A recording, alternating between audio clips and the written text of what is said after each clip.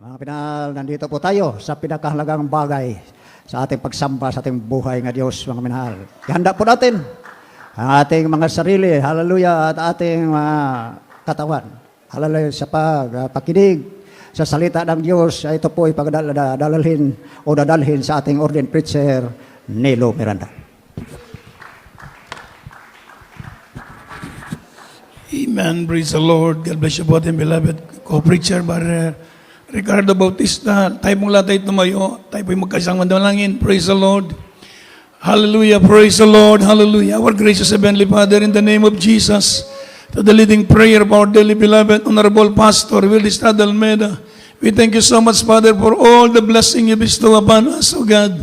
Thank you so much for all the things that you have done, for all the things that you are doing, and for all the things that you are going to do. Thank you so much for the great privilege and opportunity to worship you, Father, in spirit and in truth, according to thy will, O God. Thank you so much for your blessing and for your sweet holy presence, O God, for the living testimony we heard, proving that you are great God and your word is never outdated. Once again, we ask you, Lord, to please forgive our sins, cleanse us from all unrighteousness, and we ask you, Lord, to please help me to bring forth thy message and anoint thy word and remove all hindrance and bind the power of darkness. In Jesus' name we pray. Amen. Praise the Lord. Palapakan po natin ng malakas ang ating mabait na Diyos. Una tigit sa lahat, ang pinakamataas na pupuri, pasasalamat, pagdadakila, pagluwalhati at pagsamba ay tanging sa ating pinakamamahal na Panginoong Jesucristo. At tayo pinagbibigay ng dobleng paggalang sa ating minamahal, ginagalang ni Evangelista Willie Estrada Almeida, the end-time prophet of our loving God. At pag-alala sa mga gintong aral at turo ng ating minamahal, ginagalang na stand pastor Lina C. Almeida, sa kanila pong beloved children at sa kanilang mga pamilya, sa lahat nating mga webcast viewers, sa buong mundo at sa ating lahat narito sa dako ng San Fernando, Pitalo. Palapakan po natin ang ating mabait na Diyos. Mayong hapon kanatong tanan. Praise the Lord.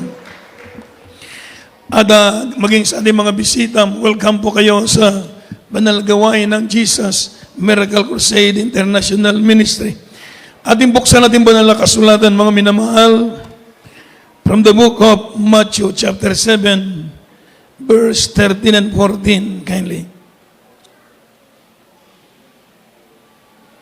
From the book of Matthew, chapter 7, verses 13 and 14. Enter ye in at the strait gate, for wide is the gate, and broad is the way that leadeth to destruction, and many there be which go in thereat. Because strait is the gate, and narrow is the way which leadeth unto life, and few there be that find it. Amen. Amen. Sige po, Matthew 7:13. Matthew, kabanatang 7, talatay 13 hanggang 14. 13 lang po, sorry. Sige po. Kayo magsipasok sa makipot na pintuan sapagkat maluwang ang pintuan at malapad ang daang patungo sa pagpakahamak. At marami ang do'y nagsisipasok sapagkat makipot ang pintuan at makitid ang daang patungo sa buhay at kakunti ay nakakasumpong nito. Amen. Amen. Palabakan po natin ng malakas ang ating mabait na Diyos. Lahat po magsabi ng praise the Lord. So sa oras na ito, mga minamahal, ating pong pag-aaralan yung sinasabi ng Biblia na spiritual striving. Amen. Spiritual striving. So mga kapatid, ating nabasa sa banal na kasulatan, nang sabi po ng verse 13 ng Matthew chapter 7, nang sabi po ng Biblia, mga minamahal, enter ye in at the strait gate, for wide is the gate, and broad is the way that leadeth to destruction, and many there be which go in thereat. Amen. So sabi po ng banal na kasulatan, na tayo po'y magsumikap na pumasok sa makipot na pintuan. Amen. Sapagkat, sabi po ng Biblia, ang daan sa kapamakan ay malapad at ang marami pong nakakasumpong noon. Subalit kakaunti lamang ang nakakasumpong sa makipot na pintuan. Amen. So, purihin ang mahal na Panginoon. Ibig sabihin, mga kapatid, praise the Lord, na ang ating mabait na Diyos, abang siya nangangaral sa bundok ng mga minamahal, itinuro niya sa mga tao na dapat tayong pumasok sa makipot na pintuan. Amen. Sapagkat maluwag ang pintuan patungo sa kapahamakan at maraming doon ay nakakasumpong. Subalit makipot ang pintuan papuntang langit, Amen. At kakaunti lang ang nakasumpong naon. Dito po mga kapatid, merong malapad na daan at makipot na daan na sinasabi ang mahal na Panginoon. So sa pangangaral ng ating mabait na Diyos, hindi niya itinago ang katotohanan. Itinuro niya sa lahat, ay itinuro niya ang buong katotohanan sapagkat sabi ng mahal na Panginoon, you shall know the truth and the truth shall make you free. Amen. Narinig natin yung patutuo kanina ng ating kapatid, napakaganda ng kanyang patutuo. Amen. Amen. Ating beloved sisters Uset, Amen.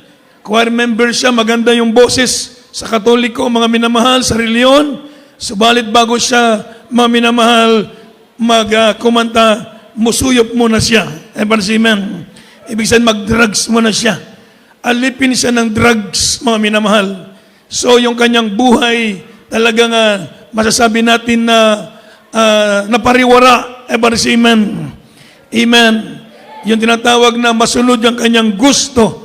Ganon ang sinasabi ng Biblia na malapad ang daan patungo sa kapahamakan. Amen. Bakit malapad mga minamahal? Bakit po malapad mga kapatid? Sabi ng Biblia, ito po mga minamahal, alos mga minamahal, many to enter with no sacrifice, amen, on their part. Palapakan mo natin ang mahal na Panginoon. It does not require, mga minamahal, itong tinatawag na, it does not require giving up anything. Amen. Nandun yung materialism along the road, nandun yung carnality, materialism, amen, hatred, unforgiving spirit, amen, yung lust, yung carnal living, yung daan malapad, nandoon lahat, pwede. Kaya po mga minamahal, sinabi ng mabait na Diyos, hindi lahat ng tumatawag sa akin, Panginoon, Panginoon, ay papasok sa kaharian ng Diyos. Palapakan natin ang ating mahal na Panginoon. Amen. So mga minamahal, yun ang sinasabi, maliwanag na sinasabi ng Biblia. Malapad ang daan patungo sa kapahamakan. Amen. Subalit ang dulo noon, kapahamakan. Malapad yung pintuan, malapad yung daan, marami pumapasok doon. Walang pakialaman, walang ibig sabihin, walang makikialam sa iyo. Gagawin mo ang lahat ng gusto mong gawin. Mga minamahal, subalit ang dulo noon ay kapahamakan. Sabi nga ng banal na kasulatan, merong daan na tila matuwid sa isang tao, subalit ang dulo noon, kapahamakan. Amen. So iba ang turo ng Biblia sa turo ng reliyon. Ang mabait na Diyos, ipinangaral niya ang langit, impyerno. Ipinangaral niya ang pag-ibig at ang galit ng Diyos. Amen. Ipinangaral niya ang Diyos ay mabait at ipinangaral niya rin ang Diyos ay mabangis. Amen. So ang ating beloved Honorable Pastor Wildy Estrada Almeda, he preached the gospel without any compromising. Amen. He bring the whole essence of the Bible. He preached righteousness. Amen. He preached heaven and hell. He preached God, the love of God, and he preached also the wrath of God. Palapakan po natin ang ating mahal na Panginoon. He preached also blessing and cursing. Kaya po pinagpala tayo sa iglesyang ito dahil pinangaral sa atin ang katotohanan. Sapagkat ang sabi ng Biblia, makikilala mo ang katotohanan at ang katotohanan ang magpapalaya sa iyo. Walang ibang makakapagpalaya sa atin kung hindi ang katotohanan. Amen. Lahat tayo galing sa reliyon. Amen. Lahat tayo sumasamba sa mga Diyos-Diyosan. Lahat tayo nagdunubena, nagdurosaryo. Mga minamahal, nangungumpisal sa mga pari. Subalit ang buhay natin, mga minamahal, balik-balik sa kasalanan. Wala tayong kapangyarihan na tanggap kagaya nito, mga minamahal. Subalit kapag ipinangaral ang katotohanan, merong kalakip ang kapangyarihan ng Diyos. Eparsiman! Kalakip ang presensya, ang banal na Espiritu Santo. Pag matanggap mo ang Espiritu ng Diyos, mapapalaya ka sa lahat ng uri ng kasalanan. Sabi nga ng Biblia, mga kapatid, you shall know the truth and the truth shall set you free. Shall set you free, mga minamahal, from vices, from drug addiction. Ever see, amen? Amen. From false teachings, yung mga maling turo, mga minamahal, mapapalaya tayo. Kagaya nung nagpatuturo kanina, isang pastor, graduate sa Bible School, nagpastor sa Baptist, sabi niya, okay, you want to believe you are saved forever. Yun ang kanilang teaching, yung kanilang turo, mga minamahal. Subalit wala, hindi kasama ang kapangyarihan ng Diyos. Pagkatapos lamang niyang mabautismuhan, lumakip na ang kapangyarihan ng ating mabait na Diyos. Palapakan natin ang ating mahal na Panginoon. Ever see, amen?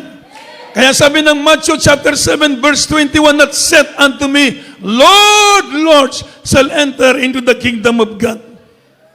But to them that doeth the will of my Father which is in heaven. Hindi lahat nagsasabi sa akin ng Panginoon, Panginoon ay papasok sa kaharian ng Diyos. Kung hindi lamang yung mga gumaganap sa kalooban ng Diyos, maliwanag na sinasabi ng Biblia. Maraming reliyon in our time, ever see, amen. A lot of religions in the world today, and it proclaimed to be in the truth, but we have the Word of God, ever see, amen. We have the Word of God, mga minamahal, and where the warning of the Lord is very, very clear. We have the Word of God to avoid deception. Para hindi tayo madaya, pinagpala na tayo dito sa Jesus Miracle Crusade International Ministry. Amen. Napakaraming, kapag sabi ng ating beloved pastor, kapag ikay nadaya sa spiritual, malaking mawawala sa iyo. Amen. Kung ikay naloko lang sa mga scam, pera lang ang mawawala sa iyo. Pero kapag ikay naloko sa spiritual, buong ikaw mismo ang iyong kaluluwa itatapon sa impyerno. Kaya ang ating beloved pastor, Wildy Estrada Almeida, nag-aayuno ng mapakahabang araw, ipinangaral ang ebanghelyo ng buong katapangan. Ever see, man? Nagkursada dito sa Cebu Coliseum, ipinangaral niya ang pagluhod sa mga rebultoy, pagsamba kay Satanas. Ever see, man? Nung araw, lagi kami binabatikos kapag kami mag-preach sa radio. Kapag sinabi namin, ang pagluhod sa rebulto, pagluhod kay Satanas, katakot-takot mga minamahal ng mga komentaryo, mga minamahal. Subalit abang sila nakikinig, sunod ng sunod sa pagkikinig, namulat sila. Totoo pala, ang sabi ng Biblia, palapakan natin ang mahal na Panginoon. Nung araw, hindi natin matanggap yun. Ever see, amen? Isang araw, pumasok sa bahay namin yung Iglesia ni Cristo. Nakita sa bahay namin yung rosaryo. Gilabtikan ba? Ano tawag sa Tagalog? Sa pinitik. Mga minamahal. Galit na galit ako. Malapit ko nang suntukin, mga minamahal. Dahil pinitik niya yung rosaryo namin. Araw-araw ko nakaluhod doon, mga minamahal. Siyempre masasaktan ka dahil hindi mo alam. Ever see, amen. Subalit ng mangaral ang ating beloved pastor, Wildy Estrada Almeida, sabi niya, merong langit, merong impyerno. Yun lamang mga minamahal na kapag bukas sa aking isipan, iniwanan ko ang reliyon, naglingkod sa ating mabait na Diyos. Amen. Dahil nung araw, nag-aral ako sa Dominican School. 4 years, mga minamahal, lagi kaming nasa loob ng simbahan. Lagi kaming nagdudubena, nagrosaryo. Meron kaming subject na ethics, religion. Major subjects yun. 4 years, mga minamahal. Every day, nandoon yun, mga kapatid. Araw-araw kaming merong ethics. Tinuturuan, mga minamahal. Mga maminal manalangin, mga rebulto, kung sino-sino, mga santong pinag-aralan namin. Walang kabuluhan. Palapakan mo natin ng malakas ang ating mahal na Panginoon. Ever see, amen? Pagdating ng 4th year, na-convert ako dito sa Jesus Miracle Crusade. Yung aming teacher, yung pari, kasi madre mga sila, madre mga magpapari, nagdebate na kami, mga minamahal. Sabi ko, nabasa ko sa Biblia, thou shalt have no other gods before me, thou shalt not make anything unto thee, any graven image just to worship, ever see, man. Thou shalt not bow thyself to them, nor serve them, because I am a jealous God. Sabi niya, tama ang sinabi mo, palapakan natin ang ating mahal na Panginoon. Ever see, man. So spiritual striving sa ating mananampalataya ngayon, pagsikapan natin ang ating paglilingkod na ito, mga kapatid. Ulitin ko po, mga minamahal, spiritual striving, ibig sabihin, strive to enter into the narrow gate. Magpumilit kayong magsipasok sa makipot na pintuan. Ito yung pintuan na sinasabi ng Biblia, masikip. Bakit? Mga minamahal, tanggalin mo ang pride. Ever see, amen? Amen. You must take up your cross daily and deny yourself. Everybody say amen. Amen. Kaya sinasabi ng banal na kasulatan na makipot ang daan patungo sa langit. Bakit po mga kapatid? Sabi po ng banal na kasulatan, mga minamahal, kinakailangan mga kapatid na tayo po'y magsipasok sa makipot na daan, tanggalin natin yung pride, mag-deny natin sa ating mga sarili. Amen. Mag-ayuno, manalangin, ito yung tinatawag na masikip ang daan. Papunta ang langit, totoo masikip. Bakit? Hindi na tayo mabubuhay para sa ating sarili. Sabi ni Pablo, I am crucified with Christ. Ever say amen. Nevertheless, I live. Amen. And the life which I live to the faith, to the sons of God. Ever say amen. Ang buhay na ikakabubuhay ko ngayon, ikakabubuhay ko sa pananampalataya sa anak ng Diyos. Ever say amen. Ibig sabihin, hindi na tayo nabubuhay sa ating sarili. Tayo nabubuhay ngayon sa katwiran ng Diyos. Nabubuhay tayo para gawin ang kalooban ng ating mahal na Panginoon. Hindi na masunod yung ating dating buhay. Sabi po ng Biblia, mga minamahal, yung ating buhay from the book of, kindly open your Bible, from the book of 1 Corinthians, chapter 9, verse 24 to 25. From the book of 1 Corinthians, chapter 9, verses 24 to 25. Know ye not that they which run in a race run all, but one receiveth the prize? So run, that ye may obtain. And every man that striveth for the mastery is temperate in all things. Now they do it to obtain a corruptible crown, but we an incorruptible. Amen. Unang Korinto, Kabanata 9, ang talata 24 hanggang 25. Hindi ba ganyan nalalaman na ang mga nagsitakbo sa takbuhan ay tumatabong lahat? Ngunit, isa lamang ang tumanggap ng gantimpala. Magsitakbo kayo sa gayon upang magsitamo kayo. At ang bawat tao na nakipaglaban sa mapararuan ay magpapigil sa lamang bagay. Ginagawa nila ito upang magsitamo na isang putong na may pagkasira. Ngunit tayo niyang walang pagkasira. Amen. Everybody shout, praise the Lord. So sabi ng verse 24 sa ating nabasa, mga minamahal, know ye not that they which run in a race run all, but one receiveth the prize. Everybody say amen.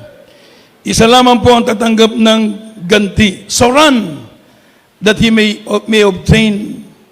Ibig sabihin yung prize, mga minamahal, tinatawag na the incorruptible crown. Everybody say amen. Refers, mga minamahal, to the victory of salvation. Everybody say amen. Amen. And precious a goal of the Christians. So sa ating mananampalataya, ang goal natin, ang buhay na walang hanggan. So sabi ng Biblia, run, amen, that ye may obtain. Ibig sabihin, mga minamahal, si Apostol Pablo, mga minamahal, sa ipo ng Biblia, na Paul illustrates, mga minamahal, the principle that if we fail to exercise self-control, self-denial, and love in our relationships with others, we ourselves will be disqualified. Amen. So, ibig sabihin, gawin natin ang lahat ng kalooban ng Diyos para hindi tayo ma-disqualify sa ating takbuhin na inilagay ng Diyos sa harap natin. Magpigil ang bawat isa. Amen. Sabi na Apostol Pablo, I chasten myself. Ibig sabihin, chasten, ibig sabihin, sinusupil niya ang kanyang sarili na huwag siyang magkasala sa harap ng Diyos. Kapagkat hindi mo susupilin ang sarili mo, hindi naman pwede yung sisimba kang pagkatapos babalik ka sa kasalanan. Pagdating ng pananambahan, nandito ka na naman. Pagkatapos ng gawain, balik ka na naman sa kasalanan. Hindi po yun ang kailangan na paglilingkod na hiniling ng Diyos sa bawat isa atin. Amen. So sabi po ng Bible, I keep myself. Ibig sabihin, iningatan niya ang kanyang sarili. I chasten myself. Sinusupil niya ang kanyang sarili upang huwag siyang magkulang. Amen. Ganon din sa ating paglilingkod sa Diyos, mga kapatid. Supilin natin ang ating sarili, mga kapatid. Kinakailangan tayong maging overcomer. Amen. Sapagkat ang sabi ng Biblia, to those who overcomer shall inherit, mga minamahal, the kingdom of God. Only for those overcomer. Para lamang yun sa mga magtatagumpay. Yung mga talunan, mga Kristiyano, kinakailangan supilin ang mga sarili. Amen. Dahil hindi lahat po, mga kapatid, na gusto nating gawin po pwede. Kaya nga sabi ng spiritual striving, strive to enter into the straight gate. Strive to enter to the narrow gate, for broad and wide is the gate going to destruction. Ever see, amen. Sa ating paglilingkod, mga kapatid, supilin ang sarili. Ang sabi po ng banal na kasulatan, Philippians chapter 1 verse 27, kindly. Philippians chapter 1 verse 27. Only let your conversation be as it becometh the gospel of Christ, that whether I come and see you, or else be absent, I may hear of your affairs, that ye stand fast in one spirit, with one mind striving together for the faith of the gospel. Amen. Amen. Pilipos, kabanatang 1, talatay 27. Ang inyo lamang pamumuhay ay maging karapat-dapat sa Ebanghelyo ni Kristo, upang maging ako ay dumating at kayo makita. O wala man sa harap ninyo, ay mabalitaan ko ang inyong kalagayan, na kayo'y matitibay sa Espiritu, na kayo'y nagkaisa ng kaluluwa, na nagsisikap sa panampalataya at sa Ebanghelyo. Amen. Amen. Mapapalakpakan man ng malakas ang ating mahal na Panginoon. So, only let your conversation be as it becometh the gospel of Christ. Ever say amen. Ang ating pamumuhay ay maging maging becometh, ibig sabihin magiging sa Ebanghelyo ng ating Panginoong Jesucristo. Na kung ako ay pumunta sa inyo, or else be absent, at wala ko sa inyo, I may hear of your affairs, that ye stand fast in one spirit, one mind, striving for the faith of the gospel. Ever see, man? Ang ating beloved pastor, wala dito. Kaya nga po nagtataka yung mga evangelist sa Amerika. Ang sabi ng mga pastor sa Amerika, nang pumisita dito sa Cebu, isang evangelist, mga minamahal, ang sabi niya, doon sa Amerika daw, kapag hindi makita ang kanilang pastor, nag-backslide yung mga members. Nang malaman niya ang ating beloved pastor, more than 10 years nang hindi natin nakikita, bakit mainit pa rin ang mga mananampalataya? Palapakan natin ang ating mahal na Panginoon. Dahil ito ang salita ng Diyos na ating napapakinggan, itinatanim natin sa ating mga puso. Amen? Ipinamumuhay natin ang salita ng Diyos.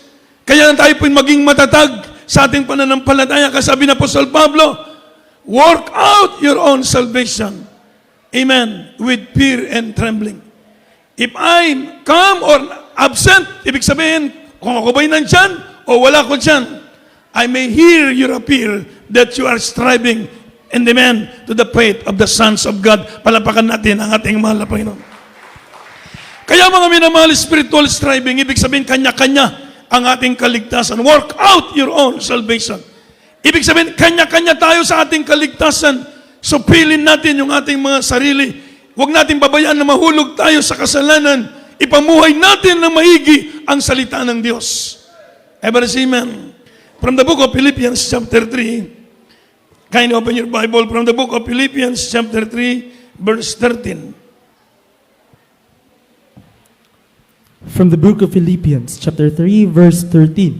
Brethren, I count not myself to have apprehended, but this one thing I do, forgetting those which are behind, and reaching forth unto those things which are before. Amen.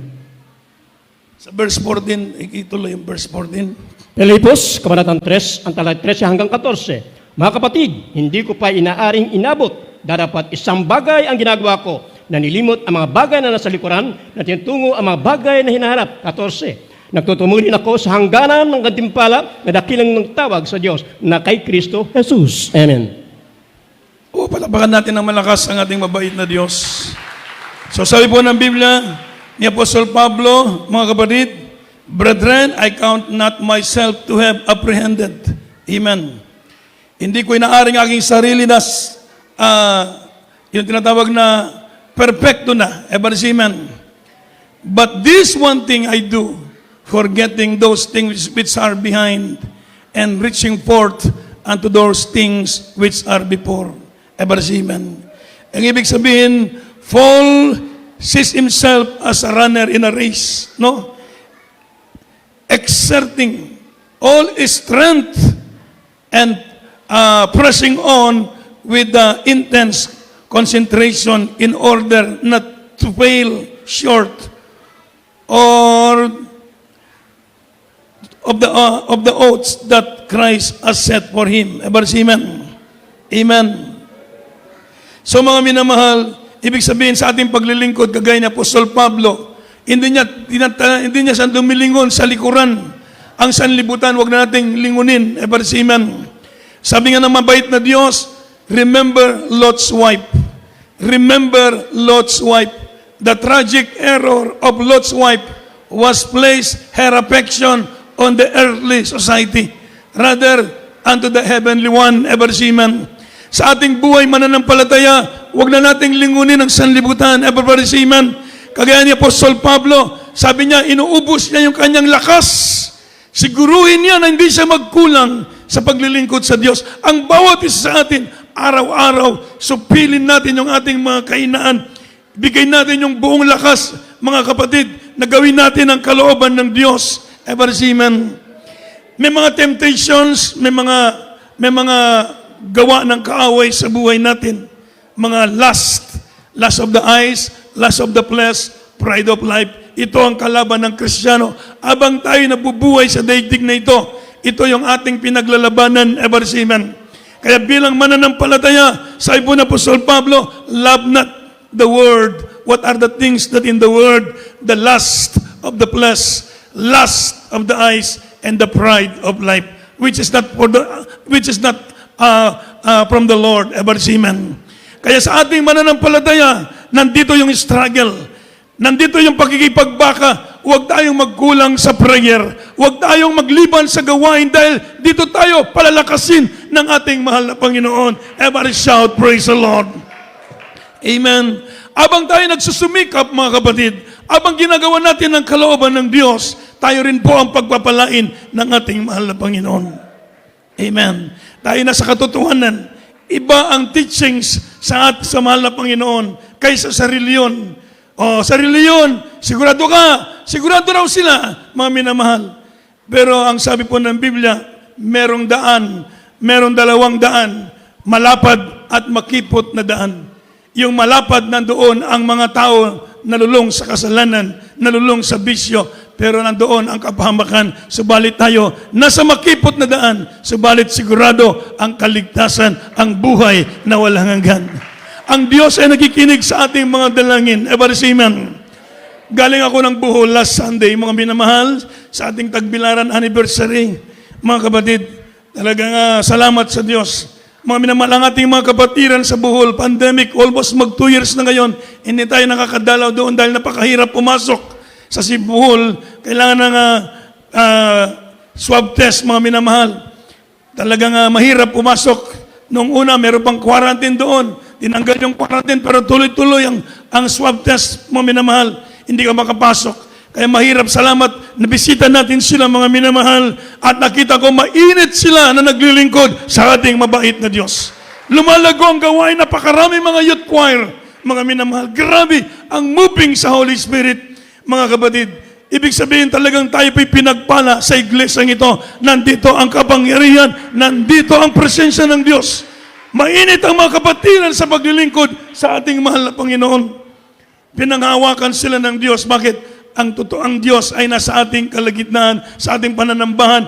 Ang mahal na Panginoon, hindi tayo iniwan, pinabayaan ng ating mahal na Panginoon. Malakas na balakbak para sa mahal na Panginoon. Kaya po sabi po ng Biblia, mga minamahal, merong makipot na daan, maluwag na daan. Ang tao para mag-finish, are you in the right way? Mga minamahal. So, ang bawat isa sa atin, magsumikap, pumasok sa makipot na daan. Hindi sinabi ng mahal na Panginoon, malapad ang daan. Maluwag ang daan. Gawin mo yung gusto mo. Langit ka pa rin. Hindi. Ang mahal na Panginoon, sabi niya, makipot yung daan. Kakaunti, nakakasumbong. Tayo po yun. Ever see man? Hindi natin alam kung napakahirap maglingkod pala. Sabi niya, mahirap palang sumunod sa mahal na Panginoon. Amen. Deny yourself. Una, deny yourself. Kalimutan mo yung sarili. Hindi na ikaw ang nabubuhay para sa sarili mo. Nabubuhay ka para sa mahal na Panginoon. Ever see, amen? Take up your cross daily. Ibig sabihin yung mga persecution, mga cross natin yan. Yung tinatawag na misdiscrimination. Mga trial sa buhay natin, mga cross natin yan. Subalit mga kapatid, alam naman natin, kasama natin ang mabait na Diyos. Kaya be strong in the Lord, ever say amen. And in the power of His might, fight with a good fight. Mga minamahal, lay hold on eternal life, ever say amen. Amen. Manangan tayo sa buhay na walang hanggan. Langit na ito, mga kapatid, ever say amen. Sigurado ng langit sa ating paglilingkod sa Diyos. Kagaya ng mga nagpatutuo kanina, ilang taon siya sa Bible School, nagpastor ng ilang taon, pero hindi niya nakita na sumama ang Diyos sa kanya. Pero dito after baptism, nakita niya, nagmanifesto ang kapangyarihan ng ating mahal na Panginoon. Nagpasting sa diri, lalo siyang pinatatag ng ating mahal na Panginoon. Konbinsido siya, nandito ang totoong gawain ng ating mahal na Panginoon. Abang nangangaral ang ating beloved pastor, ang sabi niya, ito ang katotohanan. Ang sabi niya ngayon, tayong lahat mga members, punta tayo sa Jesus Miracle Crusade. Nandoon ang totoong kaligtasan. Palapakan natin ng malakas ang ating mahal na Panginoon. Walang ibang katotohanan, mga kapatid, kundi ang salita ng Diyos na ipinangaral sa ministeryong ito. Lumakip ang kapangyarihan. Ever see, man? Doon sa ibang bansa, o ating beloved Engineer Stephen, nandun siya sa ibang Trinitarian group sa ibang bansa. Mga minamahal, napanood niya ang Jesus Miracle Crusade. Yung patay, si Brother Arnel Piolino, nasunog na kuryentihan ng 34,500 volts. Ipinanalangin ng beloved pastor, nandun na sa morgue. Sabi ng doktor, patay na ito. Sabi ng doktor mismo sa UDMC Hospital sa Welcome Rotonda, dead on arrival. Sabi ng doktor, patay na ito. Subalit pagkatapos manalangin ng ating beloved pastor, binuhay ng ating mahal na Panginoon. Through telephone lang, palapakan natin ng malakas ang ating mahal na Panginoon. Upang magpatutuo, tutuo ang Jesus Miracle Crusade International Ministry. Amen. Si Father Arnel Pilino, para na tong litsyon. Bali pa yung pa. Ubus yung buhok. Mga minamahal, grabe ang sunog sa mukha. Nandun ako sa Manila noon, mga minamahal, dahil walang damit, dahil tinanggal yung damit ng beloved pastor, nandun sa gilid ng mala pastor nilagay, sa sala. So nandoon siya nakaupo. Mga minamahal, ako naman po tagbantay ng telepono. So nakita ko siya sunog, nagmamantika, parang yung lechon talaga. Tumatagas yung mantika, mga minamahal. Si Dr. Peralta, isa nating kapatid ng doktor sa Baguio City, ang pumunta roon, siyang naglilinis sa kanya, mga minamahal. Mga minamahal, si Brother Arnel Pilino, patay, na kuryentihan ng 34,500 volts, muling binuhay ng mahal na Panginoon. Ang sabi niya, sabi ng mabait na Diyos sa kanya, anak, bumalik ka sa lupa, magpatutuo ka roon, sabihin mo, kayo'y nasa buong katotohanan, ever say amen. Ang inyong pastor, ang aking pinakamamahal na pastor, nalulugod ako sa inyong ginagawa. Ay, say, praise the Lord. Patay na si Brother Arnel Pilino, mga minamahal, binuhay ng Diyos upang magpatutuo na merong Diyos na buhay, mga minamahal. Tamang-tama ang ating paglilingkod, langit ang ating patutunguhan. Palapakan natin ng malakas ang ating mahal na Panginoon. Kaya walang pag-aalinlangan, we are in the truth, ever say amen. Tayo na sa katotohanan, buhay ang Diyos natin pinaglilingkuran. Tayong lahat mga kapatid ay tumayo, mga minamahal.